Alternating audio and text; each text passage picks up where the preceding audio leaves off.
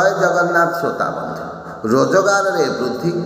धन आय पाई एवं गृह मध्यरु आर्थिक समस्या दूर करने गोटे सुंदर प्रतिकार कहूँ यह प्रयोग करूँ निश्चित भाव में आपन को सफलता मिल ताहले कौन करेंगे ना 125 ग्राम अटा ने